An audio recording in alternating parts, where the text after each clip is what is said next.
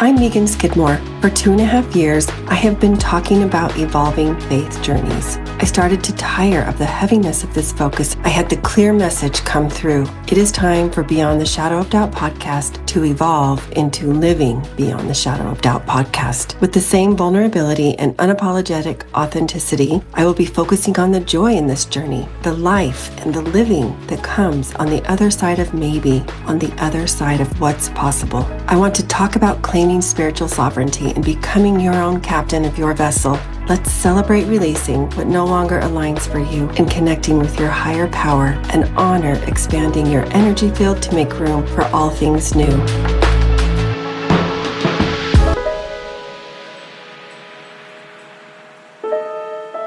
Mark your calendars and set your reminder. For this Friday, I am hosting First Friday's free coaching. So not only is this a great starting point to introduce you to my work, you can come and experience what it's like to be coached or watch someone else be coached. Use the link to register in order to get the unique Zoom link. They change each month for privacy reasons. See you soon.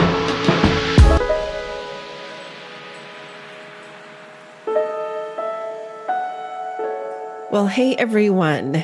I'm so happy you're here today with me and my friend Michelle. And I'm so grateful, Michelle, for your time. This has been a long time in coming for us. I'm really looking forward to getting to know you and especially know more about what brought you to the place that you're at in life right now, and also more about your spiritual practices, grounding practices, just your observances and how what that looks like for you.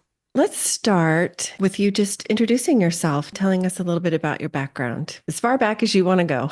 When I was born, no, we won't go quite that far, but Okay. I will let you know that I started my career as a salesperson. I've been pretty much, that's my whole life in sales. I've sold everything from ice cream to automobiles, rust proofing, and Wow. shoes and furniture. I've sold everything. But I spent the majority of my career in telecommunications sales, and I was in that industry for about 25 years. And I traveled all around the country. I was a national account manager, and I had friends in every city and accounts as well. And it was a good gig for a while because I was a party girl and I took people out to dinner and drinks, and so it was perfect. I got into the party a little much and eventually did stop drinking, which I knew I would eventually. And how it all happened, it just kind of fell away. But sober now for almost 7 years, and Mm-hmm. I started a business after I got left telecom, and I was going through a really intense awakening. Like my awakening was it was very physical. Mm-hmm. And so much happened, and I had to learn so much just to maintain and be able to function in the real world. And so it was really, really, really, really a lot. And Mm-hmm. started in 2016. And then in 2021, I was just getting ready to go into a moon ceremony. And a friend of mine messaged me and said, I have a message for you from God. And I'm like, oh, do tell. Why didn't he come to me direct? This is weird because I have a channel, right? So Mm-hmm. anyway, so she sends me the message, and it's time for you to really get clear on what you want, make it real and from the heart. And I was like, oh, yay, I get to move. Because I was living in Mexico, and I wasn't living in Mexico then. I was living in Los Angeles, and I wanted out. That chapter had ended. Okay.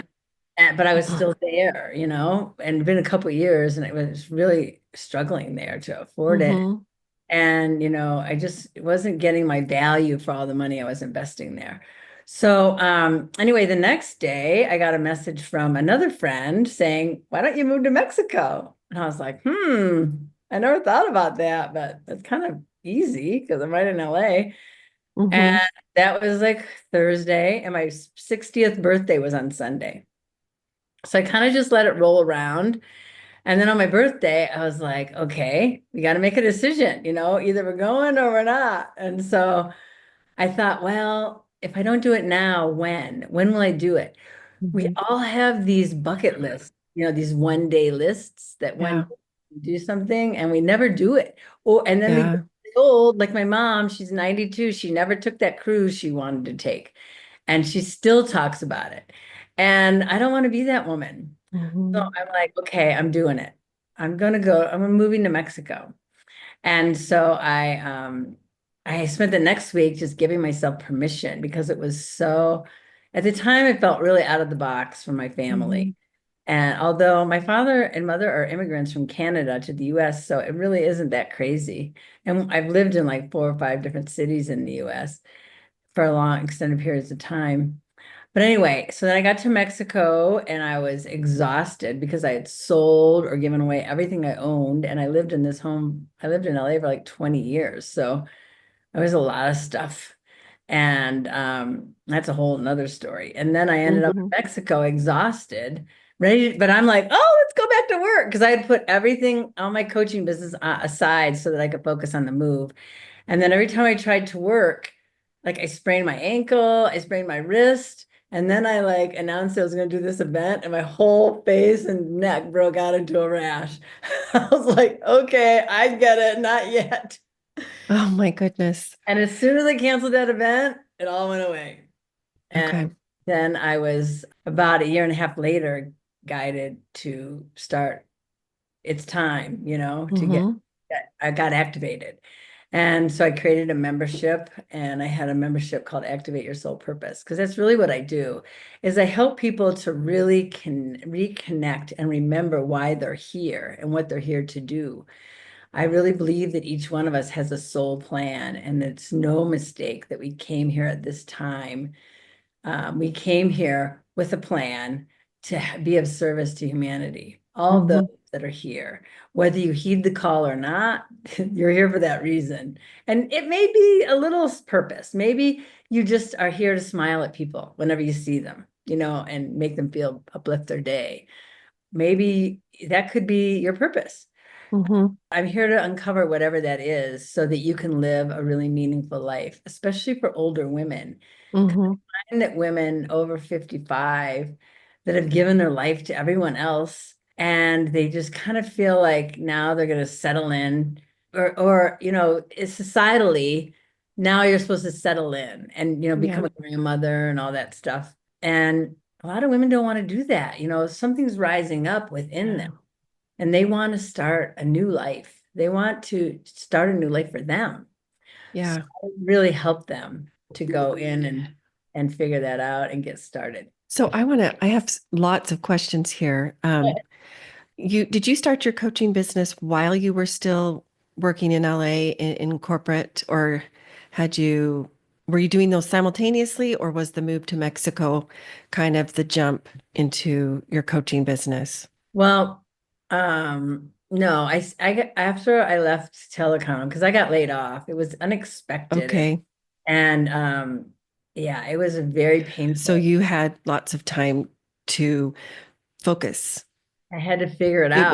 It was handed to you, basically. I had to figure it Okay.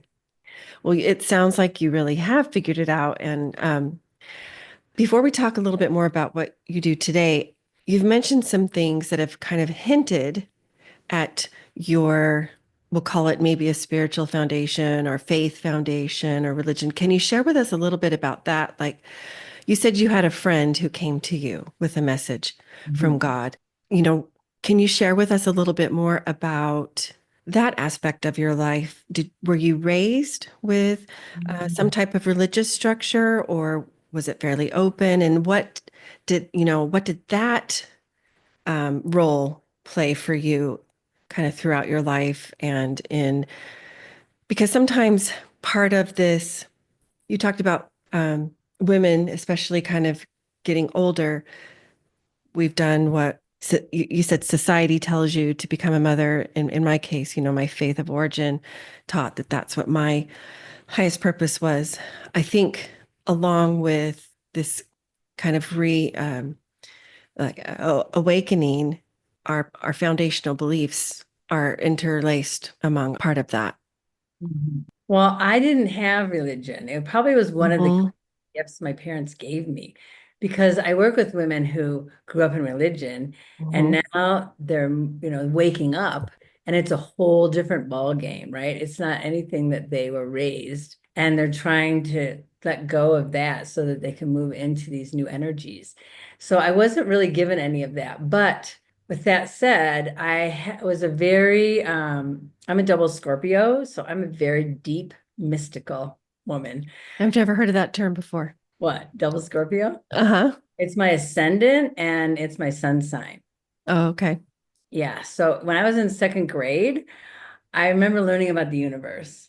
And I remember being really unnerved by this Hmm. because infinite universe, and we're just teeny tiny little spots, like a speck. Hmm.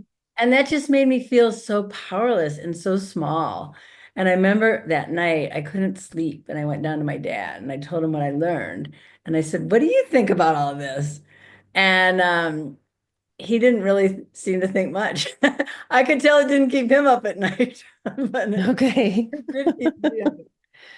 So that there was a seed planted there, like with the mystical and the galactic. And I think that looking back, that was such a pivotal moment for me. Okay. Always was fascinated by, I guess, metaphysical stuff. Like any chance Hmm. to do anything Hmm. metaphysical, I was all in. And then when I moved to California with my fiance, and I was 39, I think 39 when we moved. So maybe, Hmm. no, probably 38. Anyway, we broke up, didn't work out. And so I was right on the verge of turning 40. And I really thought I wanted to have children with this man. I never wanted to have kids, but for some reason, I wanted to have a child. And so when it didn't work out, I was so devastated. I was literally an open wound. Yeah, it was really, really, really hard. And I ended up moving to from Orange County to LA and I met my spiritual teacher. And I was really guided there. Like I've been guided my whole life. Little things have just pointed Hmm. me in different directions. My sister says I'm the luckiest person ever, but I think so I've got something looking out for me. Hmm. So that was the beginning of my spiritual, really going deep into my spiritual practice. That was at 40. And then I was very dedicated to it, but I wasn't doing all the work and I was drinking very heavily. So there was a real duality to my life. There was this real belief that there's something bigger than us and doing all this metaphysical work. But then there was on the other side this drunken woman who was just being reckless and hedonistic. I like that word, hedonistic. That's And funny. then, yeah, but then after I got laid off, then I was like, okay, I got to reinvent myself. I'm 55. I wasn't Mm. expecting this. And what do I want to do? Because I felt like it was really clear that that relationship was over. And I really had this deep calling to be of service. It was just a Mm. knowing. I didn't even Yeah. know what it meant being of service. I just knew that I had to find some way to help others, that to share this wisdom that I had acquired over my, Yeah. long, long, long life. And so I just started following the signs. I started meditating, and I just really started on my personal development path. And with the higher, the people you always want, Wayne Dyer and Tony Robbins, Hmm. those type of people. And then as I got on this path, it just became more and more spiritual versus Hmm. development, with Yeah. Mike Singer and all these crazy spiritualists. Hmm. Now I really consider myself like an energy master, and that's another Okay. story. Yeah, but that's kind of my background. Does that answer your question? Yeah, it does. And I want to go a little deeper on something you said, if that's okay. One of the things that I talk about on this podcast is the role that doubt can play or does play in our lives. And yes, for me, it began more from a religious source, but it comes up regardless of what that background is for you. You talked about you had an awakening when you were laid off. You had to reinvent yourself. That was something, you had to be purposeful about. You had been gaining all of this wisdom, but there was this duality of self that you were, I don't know, could we say wrestling with maybe a little bit, or just navigating? Maybe that's a better word.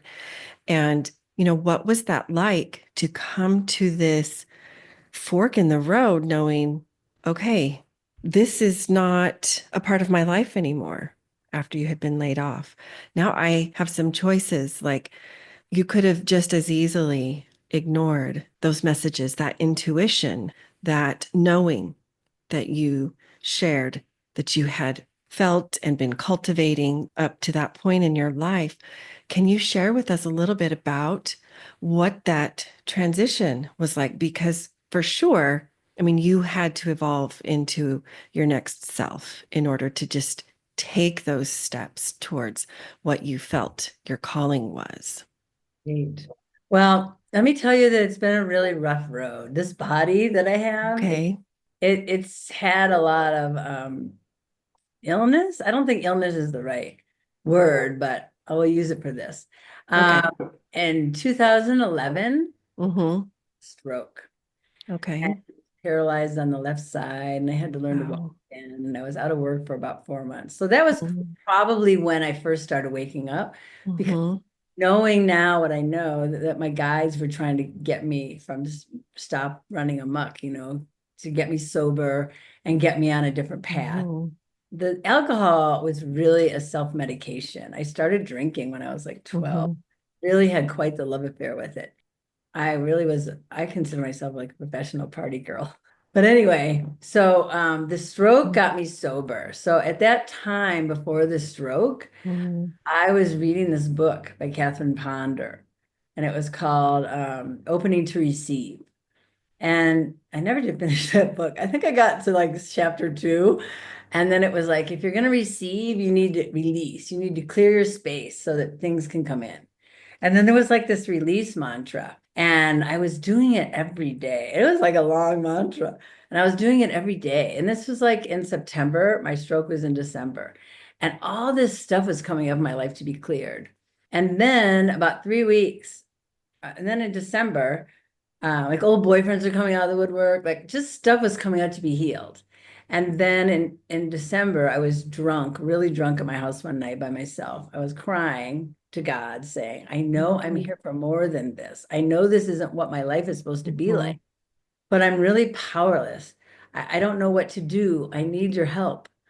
And then Mm-hmm. 3 weeks later, I had that stroke. And then I Wow. and then I got sober in the hospital. And I was there between the hospital and rehab about a month.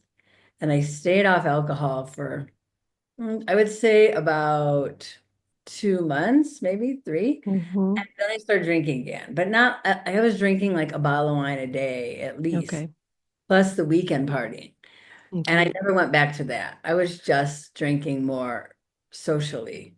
And, but I was still smoking a little bit of pot here and there and just self-medicating. That's probably the best way to Wow. put it.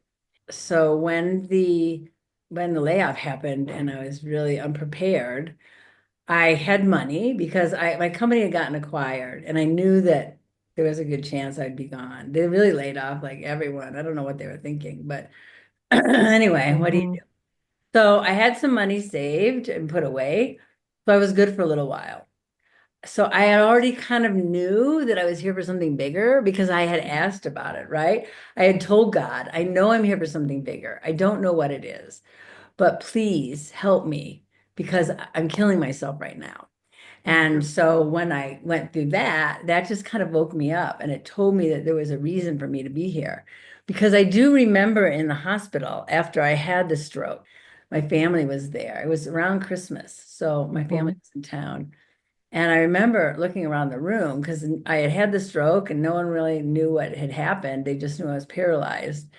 And everything happened while I was in the hospital. And I remember looking and going from person to person in this circle and asking them, you know, I love you, right? You know, I love you, right? You know, I love you, Mhm. right? Because we didn't know if I was going to get through this. So I Mhm. wanted them to know, I love you. And I'm Mhm. okay if this is it. If this is the end of my life, I'm okay. I was 49. I had a good run, you know? Mhm. So don't be upset because I love you. And that's the most important thing for me, for you to know. And don't be upset because I'm good with it. I'm totally Mhm. good. I don't fear death. If it comes, it comes. It will come when it's supposed to. Mhm. That was kind of how I felt about it. So I knew that because I didn't actually die, that there was a reason for me being here. Mhm. I just was not in a state to be thinking about that because I Yeah. had a brain injury. Does that So, kind of, yeah, I'm noticing a pattern from gifts, I guess we could say, from the universe to you, Michelle. You got forced into the hospital because of the stroke, which helped you to get sober. Then when the layoff came, however many years later, it was kind of a forced fork in the road to really have the opportunity to choose what you wanted to do moving forward. You talked about how your guides were, you felt them, they were trying to get you on the path that was meant for you. For someone who isn't familiar with that terminology or what you mean by that, can you give a little insight into what that means for you? You have the benefit of hindsight, of course, and so maybe in the moment you didn't necessarily connect some of the dots, but I think that's how it is, right? Because nothing we can't foresee the future. I can't. Maybe you can. Maybe you've figured that out in your spirit as you've learned of your spiritual gifts. But anyway, just like what was that like? Share a little bit more about that. yeah, so I didn't know I had guides or, I mean, I think we all know, this is kind of what I believe, is that we all know. We come here knowing, even though we've forgotten, Hmm. we all know, like all the information is within us. So there's things that we do unconsciously because we have this knowing. I look back now and I see that we have guides, and I'm consciously aware of my guides now. I used to have a very I and I that relationship has really evolved dramatically Hmm. since I woke up. And I've gotten several new sets of guides as continued to raise in consciousness. But this is the thing. You don't just come here alone. You know, there's an expression, you're born alone, you die alone. Yes, you do. But there's a purpose and a reason, and there's an energetic support team. We all come here with a plan. There's something for us to do while we're here. We're here to learn certain lessons, so our soul can go on. And as you can tell, I'm incredibly stubborn and I'm incredibly resistant. Those are two words. Actually, if you look up stroke, Louise Hay says a stroke is about being resistant to change. And that's me. I'm like as stubborn as it gets. So Hmm. and I was sick most of my life. So my body has always been my messenger. But what I know now about the guides is that you have this team of energetic beings, and they Hmm. can be angels, they can be ancestors, Hmm. they can be all kinds, they could be archangels, they could be all kinds of different beings, but you have an Hmm. energetic team of beings. And if you could see them, there's like a whole team that fill a room, and they're your cheerleaders. They're basically like, "Yay, you did something! We're so happy for you." Or if something bad happens, they're like, "Oh, learn the lesson, learn the lesson, Yeah. the lesson." So they're there to help support you to keep moving you forward. But they are your cheerleaders. They were my best friends for like the last few years. Because I became clairaudient in 2019.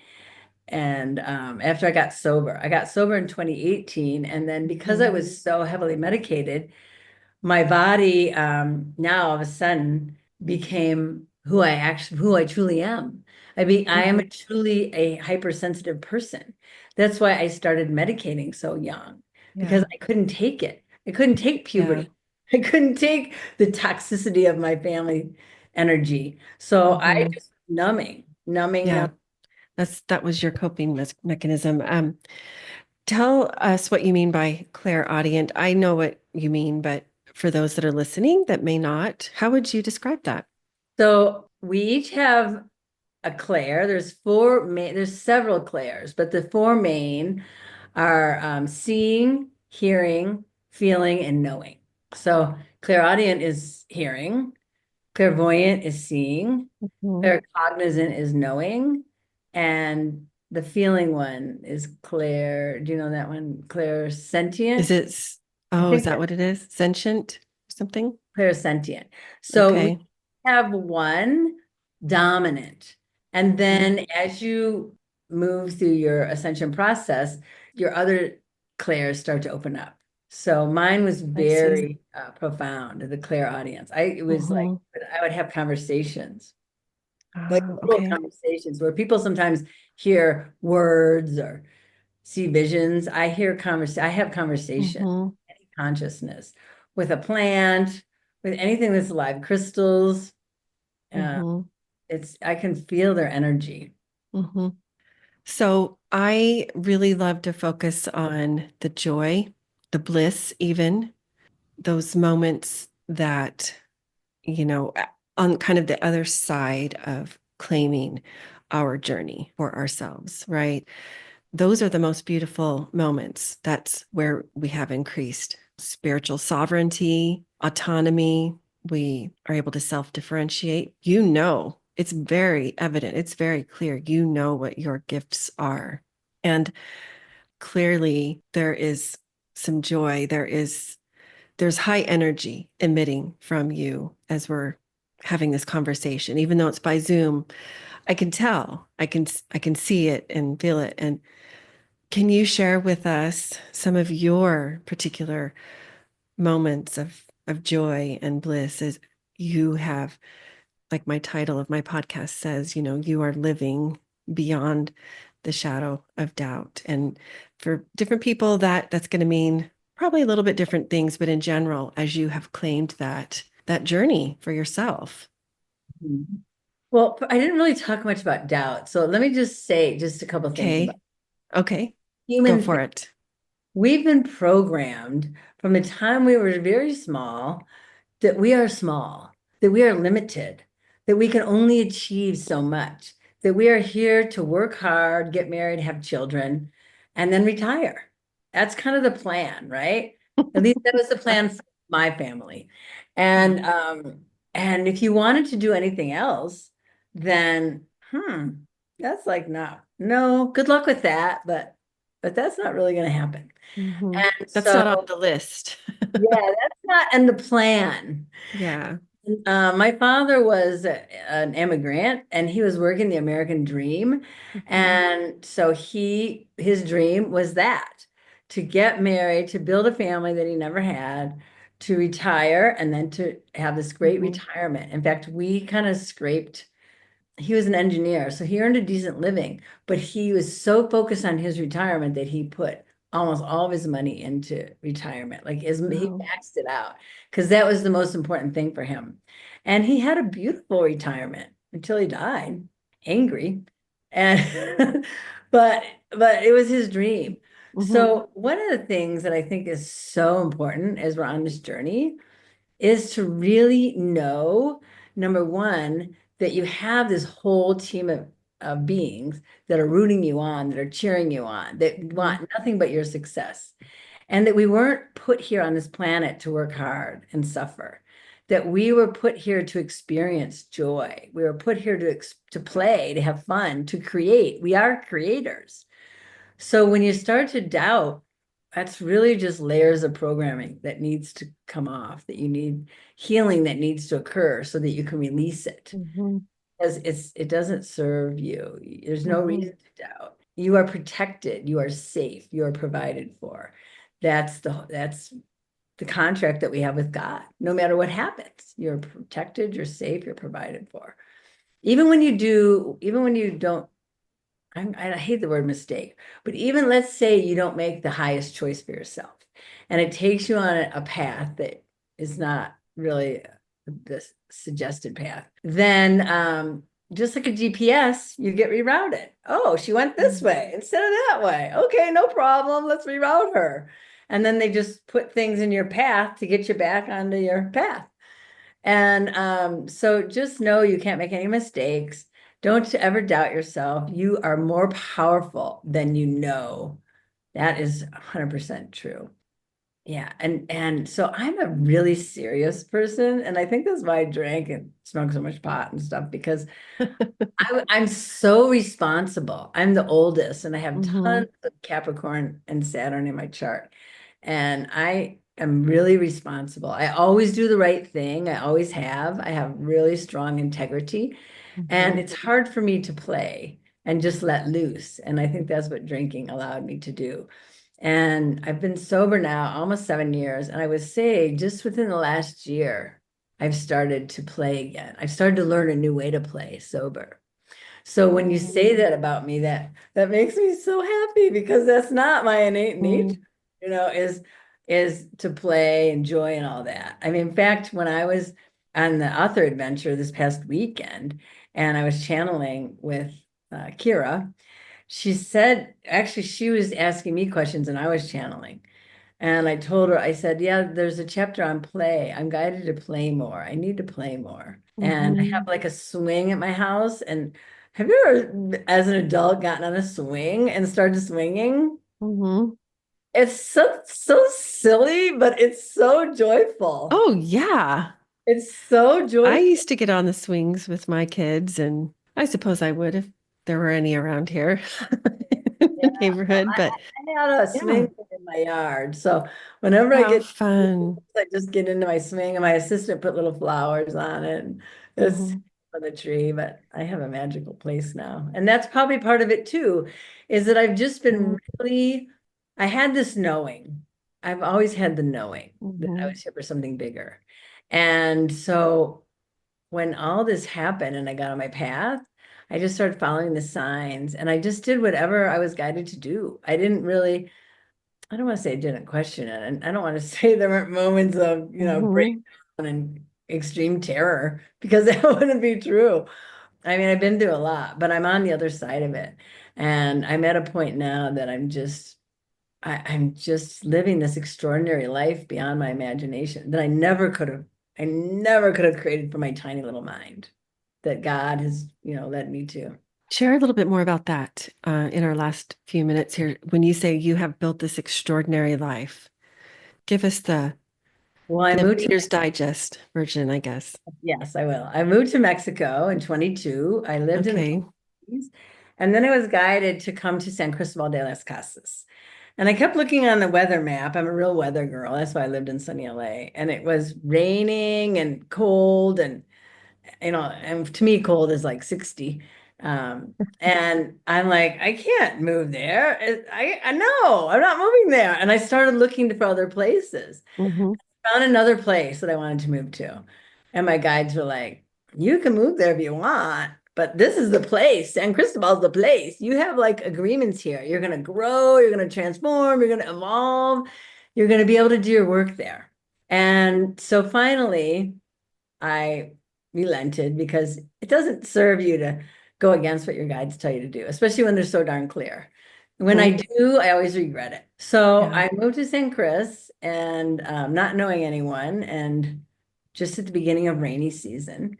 And it was beautiful at first. The first couple of weeks, I was like, oh, it's great, 70 and sunny, beautiful, Hmm. Hmm. so happy. Then the rains came in. Woo! And that was like San Francisco in the winter. It was cold and wet and dark and gray. And I was like, I can't, I went into sacred space. I told my guides, I can't live there. I can't. It's Hmm. too dark. It's cold. I didn't sign up for this. It's dark. It's cold. No, Hmm. just find me a new place.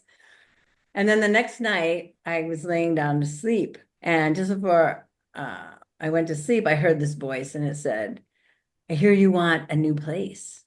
And I said, yeah, I can't be here. It's too cold. I didn't sign up for this. Well, this is your place. This is where you're here to do your purpose work. You have agreements here. So you can leave if you want. You can go anywhere. You have free will. But if you stay here, Hmm. you'll be able to do your purpose work. And I was like, oh, Okay, well, I didn't come on this long, painful journey to leave because of bad weather. That seems kind of silly. Mm-hmm. So I went out shopping that weekend and I discovered wool and I bought a heating pad and I just resigned myself to stay. And that was in May of 23. So Okay. going on 2 years now. And then Wow. the next day, well, I'll get to the story now. So then the next day, I told God, well, if I'm going to stay and you want me to build this community and all this stuff, I need a house. And then I heard, well, make a list. So I made a list of everything I wanted in the house. And then I said, okay, here's my list. And then God said, okay, now envision it. What does it look like? So then I envisioned the whole house, what it looked like. And then he said, keep envisioning it every day. The house will find you. And this was like June, and I had till September. The house will find you. Don't look for it. The house will find you. I'm like, great. So I just kept, envisioning it. And then it got closer to the time I had to leave, and it Mm-hmm. wasn't showing up. So I started looking. I started looking for places. And when you're manifesting, if you look for options, you will always find options, but you won't find your place. You need to keep in your knowing. You need to keep in your faith. And I didn't do that. And so I kept finding all these options. And then I kept hearing, no, is it the place? Does it look like it? No, no, no, no, no, no. So I was homeless there and bouncing from Airbnbs for a couple months. Then I found a place. And my guide said 3 months, sign for 3 months because your house is coming. And I'm like, are you Oh, sure? 6 months. And they said, it's coming, it's coming, it's coming. And that was the end of 24. And I moved in November and I signed to the end of January. And then the day after Christmas, I slipped and broke my femur. You see how Mm. my body is like my greatest messenger? It is your greatest messenger. I had to have emergency surgery. I had to spend the whole month of January in bed. Then That would and have my been lease, January of last year. yes, and I had my Wow. lease at the end of the month. And so Okay. they said, don't worry, the house is coming. And I said, are you sure? Because I'm going to be in bed here. I don't know how this is going to happen. And they're like, it's coming, it's coming, it's coming. And I'm like, okay. So anyway, I was in bed that month and that femur break, just like my stroke and all these other terrible things that happened to me, are literally the greatest gifts ever. So Mm-hmm. what happened during that time was while I was in bed, I needed 24/7 care. So I had these Oh, okay. and women that came and were with me 24 hours a day. They fed me, they bathed me, they emptied my bedpan, they loved me unconditionally. We didn't speak the same language, so there was a lot of non-verbal communication happening. Mm-hmm. It was literally, I healed my infancy. Like this part of my life I didn't even know needed healing was completely healed. And these people came out of the woodwork to help me. These That's men, really I beautiful. only lived there 6 or 8 months. People, how can I help? What can I do? I That's had really already beautiful. built this community. And so I cried every day in gratitude because so many beautiful things were happening around me. And then the house showed up. And that's where you're at right now. And I moved in. I was still on a walker and I had my bedroom and everything's upstairs. So these were the first stairs I climbed. And Mm-hmm. I was still a week later, I had a party to thank everyone that had supported me during this break. And I was literally hobbling around on a cane. Like I was stood the whole entire day. This house has healed me. This house has been a magnet for these incredible people. I have this community of healers and service providers and conscious people that want to make the world a better place. And they just are attracted to the house. And I have these gatherings and all these beautiful people show up and people bring their friends and it's just become this beautiful, beautiful experience. I host retreats here for women over 50, and Mm-hmm. we sit in sacred space, and we healers come. I have a healing room. I have an infrared sauna room. I have a gym. There was all this stuff on the list that I mean, that wasn't on the list that I got. I didn't even know I needed. Because when I saw the house, I'm like, wow, this is quite a house. Why do I need all this? And they just kept telling me to sign. And so I did. And so Wow. I hope I get to see it one day, Michelle. That's yeah, that's really exciting. That's a really beautiful story. Thank you for letting us have a peek into your world and your journey and your story. you're letting me share. I'm so happy here. Can you tell? I love this place. Yes, I can. And I love the bright colors that I can see in the artwork behind you, but also in the top or dress or whatever it is that you're wearing. That's one thing I love about Mexico is all the bright colors. See how she's hugging herself and looking into the stars? That's so pretty. So, one of the last questions I ask my guests reflects again the theme of my podcast. Tell us what it means to you to live beyond the shadow of doubt. It's pure freedom. It's pure bliss. It's pure joy. It's a frequency Hmm. that emanates out. So it's a beautiful frequency, and it's just not about me. Because when each of us raises our frequency, we impact the world around us. Yeah. We send out a light, and we create this beacon of light and this beacon of hope for Hmm. the world. So it is my greatest joy to live Yeah. in this miraculous place and to be an inspiration to others. Because if I can do this, Hmm. I can do it. Like there's Yeah. nothing, there's no difference. We're all equal. So there's no real difference between you and me. I just I've been on this path maybe longer, but I you know, love how you brought in that frequency element. That's so true. As we are approaching, or we realize we have these doubts that come up, or just contradicting themes or beliefs and whatnot, that's a definite lower frequency, a lower vibration. And yeah, what a beautiful journey. Probably messy, maybe uncomfortable at times, maybe even ugly at times. Who knows? But the beauty, the joy, that bliss you're talking about, that higher frequency on the other side, like that, there's no comparison. That's really, I love that way you described it or explained it. So I have some for fun questions, just so we can get to know you on a more personal level. I'm just looking for one word answers. can I just say one more Of thing? course. Because what does make me different from so many people is Yeah. my devotion. I'm incredibly devoted. I can count on one hand the number of days over the past 9 years that I've missed in sacred space in the morning. I sit with God every morning, and I am in complete faith and knowing. And that's the key. You can't doubt, Mm, can't waver, you can't look for options. You need to keep coming back to I am safe, I am protected, I am provided for. God would not give me a dream that I couldn't make real. You mm. have to be in that energy, or it's not going to happen. I love that. Thank you You for said you could count on on two hands how many times you've missed that. in the last night. One hand, how many times you've missed. That's fabulous. It's a complete devotion to God. It makes me, if I don't do it, I don't have a good day. I feel Yeah. really scattered and lost. Yeah. I feel that. Okay. And on that note, I'm going to throw out some for fun questions for Okay, you. I'm ready now. I'm so glad you shared what you did, though. Tell us what your favorite book is. Oh, my favorite book, My Guiding Light, is by Michael Singer. I forget the name. It's not Untethered Soul. It's the Surrender Experiment. That is my Okay. all-time favorite. It's the most inspiring book you'll ever read.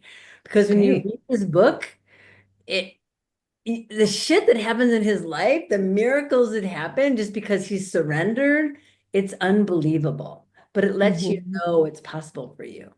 Awesome. I'll have to look it up. Are you an introvert or an extrovert? I am an extroverted introvert. I kind of guessed that. I thought, I bet she's somewhere in the middle, maybe an ambivert. Who is your favorite artist? I would say Picasso. That's fitting. Are you a night owl or a morning lark? I love to get up at like 4 a.m. and have a Really? dark morning. Yeah, Dark morning? I love the darkness. Okay, tell us your celebrity crush. For years, I was really crushing on Craig Ferguson. That is fantastic. The Scottish comedian. That's Yeah. hilarious.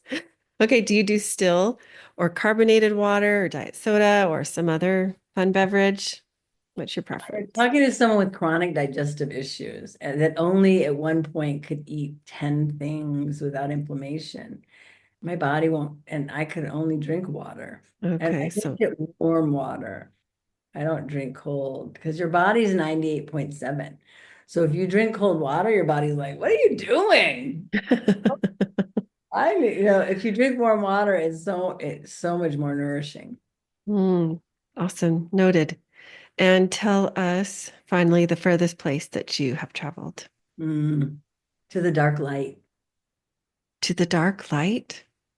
Okay, you can't just say that and leave us hanging.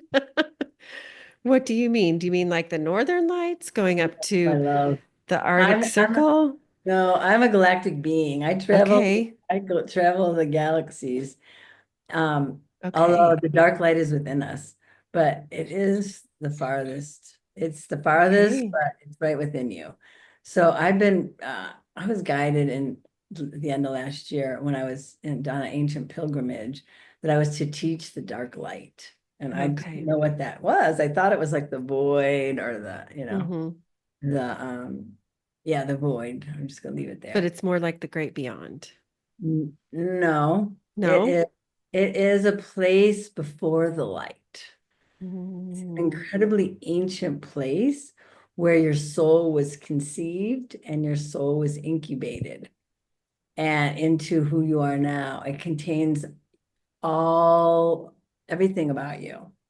And mhm.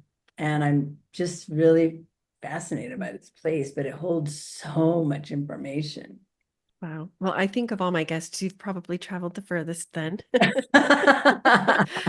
So, Michelle, if folks wanted to connect with you or learn more about your work, find out more about your retreats that you said you do, what would be the best way for them to connect with you? Facebook or my website, michellewarnica.com. Okay, awesome. Michelle, it has been a wonderful, crazy, unexpected, glorious journey today. I didn't know all of this about you. And so I feel extra privileged that I get to know this about you, a little bit more about your story. And I guess I didn't mention this at the beginning, but we're part of the same authors mastermind, Joan of Arc Publishing mastermind. And so I love getting to know my fellow authors. Speaking of that, where are you at in the process of writing your book? I have the title You have the title. and the book cover, Okay. and it's called Being Human When You're from Another Planet. Okay. And Awesome. I've written a few chapters so far, and I'm continuing every day. But my guides are like, you need 2 hours, and to find a 2 hour block, it's kind of challenging. Tough. Yeah. Okay. So that's something to keep on our radar to watch for further Yes. down the line. I Okay. really want to have it out late summer, early fall. That's my intention. Okay. Well, Michelle, thank you so, so much for your time and for Cool. sharing your beautiful light with Thank you. us. Thank you.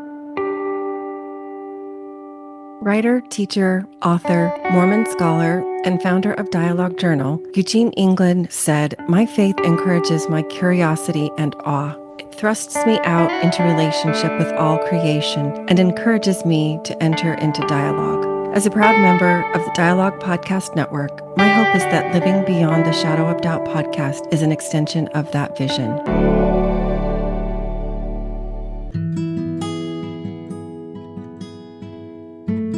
Visit meganskidmorecoaching.com to find this podcast and additional free resources, including the link for a complimentary coaching session. Follow me on Facebook or Instagram for more or to send me a DM. Help the podcast grow. Please follow, review, and share with a friend.